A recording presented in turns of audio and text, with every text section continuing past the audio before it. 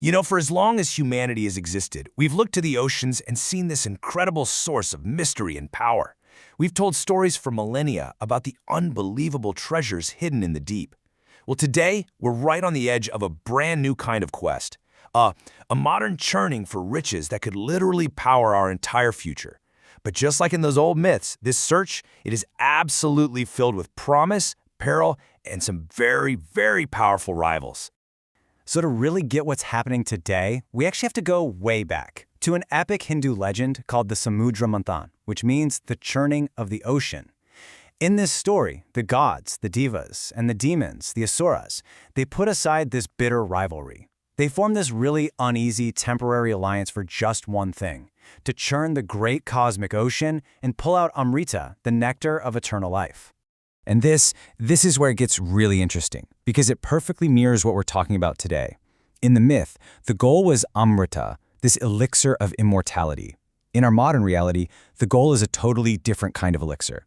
Those critical minerals like cobalt, nickel, and copper that we desperately need for our green energy future. The arena is exactly the same, the deep ocean. But believe me, the stakes are entirely new. So what are these modern treasures exactly? In the legend, the churning actually produced 14 divine treasures, they're called ratnas, before the nectar finally showed up. And today, the treasures we're looking for are just as vital for the world we're trying to build. The force behind this modern churning is just this explosive, almost unbelievable demand. I mean, take lithium, key for all our EV batteries. The projected demand for it is set to skyrocket by over 40 times by the year 2040. That's not a small jump, that's a whole new world of resource needs. And it's not just lithium, not by a long shot. Demand for nickel and cobalt, that's expected to surge by 20 to 25 times in the same period. So you see, these aren't just metals anymore. They're our modern Amrita. They are the essential, you can't do it without them ingredients for wind turbines, for grid-scale storage, for the entire electrified economy.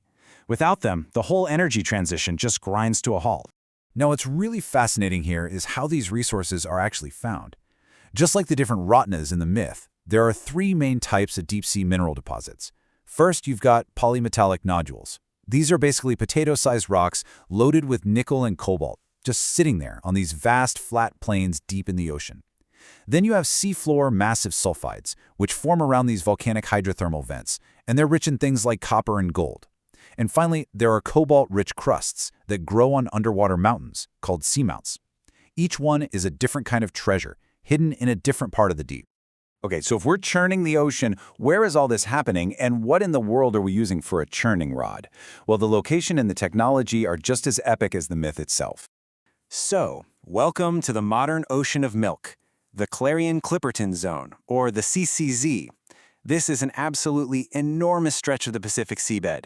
To put it in perspective, it's bigger than the continental United States, and it's thought to hold more nickel, more cobalt, and more manganese than all land-based reserves combined. This place is ground zero for the modern churning. And how do you churn an ocean that's 4 kilometers deep? Well, this is our modern version of the myth's tools. Instead of using a mountain as a churning rod and a giant serpent king as a rope, the modern system uses a robotic collector, kind of like a giant vacuum cleaner on the seafloor. That robot is connected by a massive pipe, a riser system, that just sucks the nodules all the way up to a production ship on the surface. It is an absolutely incredible feat of engineering. Now, just like the myth describes this, well, let's call it a sketchy alliance between gods and demons, this modern quest involves its own complex coalition of rivals. We're talking nations and corporations all jockeying for a piece of this incredible prize.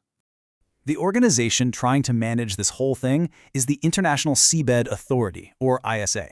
It's a UN-affiliated body, and it has this really fascinating job, to govern the seabed as the common heritage of mankind. The ISA has already handed out more than 30 contracts for exploration. But, and this is the huge catch, it still hasn't actually finished writing the rules for mining. So the game is already underway, but the rulebook isn't even finished. And this chart tells you exactly where the interest is. Out of those 31 exploration contracts, look at that. The vast majority, 19 of them, are for those polymetallic nodules we talked about, mostly in the Clarion-Clipperton Zone. That's clearly where everyone thinks the main action is going to be. And right here, this is the central conflict. It's the modern version of the Devas versus the Asuras. On one side, you have countries and companies that are pushing hard, saying, let's start mining now. But on the other side, you've got this growing group of about 40 nations, plus hundreds of scientists, all calling for a moratorium, a complete pause, or even a ban, until we really understand what the environmental costs will be.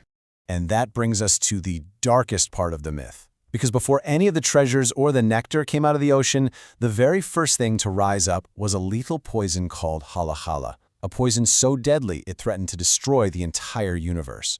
And in our modern story, a lot of people are terrified that we're about to release a poison of our own. This opposition, it's not a small thing. It's a massive scientific and legal movement. We're talking over 900 scientists who have backed a pause. And there are even legal opinions suggesting that going ahead without more data could be flat out illegal under international law. They're basically saying we are on the verge of causing damage that can never be undone. So why are they so worried? Well, get this. The deep sea is one of the last truly unexplored frontiers on our planet.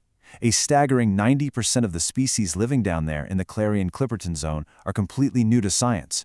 We don't even know what lives there, let alone what mining will do to it. We could be destroying entire ecosystems we've never even had a chance to study. And we already have some idea of the potential damage.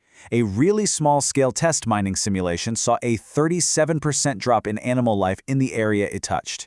The big worry is that these huge sediment clouds and the constant noise could just devastate these ecosystems for decades, maybe even centuries. This is the potential hala, a poison for the planet's largest and least understood home for life. At the end of the Samudra Manthan myth, after the poison and the treasures, the nectar of immortality finally emerged. But that didn't end the conflict. Oh no, it started a final, desperate fight over who would get to drink it.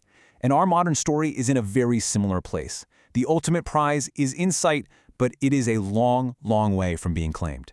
We are at an absolutely critical moment right now. Seriously, the next few years will decide everything. Between now and 2027, the ISA is under immense pressure to finalize its mining rules. If they get it done, the very first commercial operations could kick off as early as 2026. If they don't, the entire industry could be put on ice indefinitely. So here's the bottom line. Despite all the money, all the exploration, deep-sea mining doesn't exist yet as a commercial industry.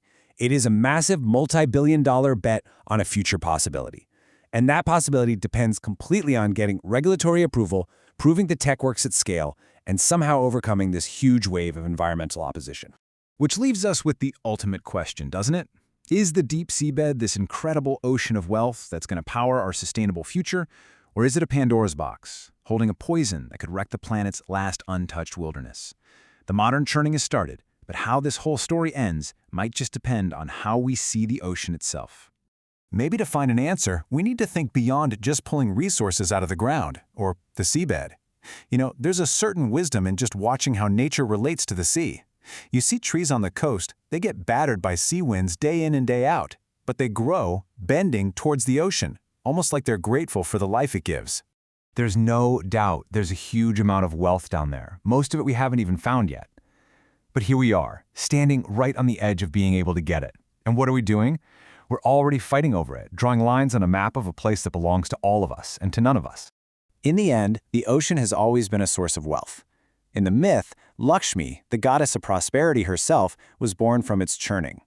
The sea gives us rain, it gives us life, it gives us the very movement that connects our entire world. The real question now is whether this next chapter in our relationship with the sea will be one of wisdom or one of deep, deep regret.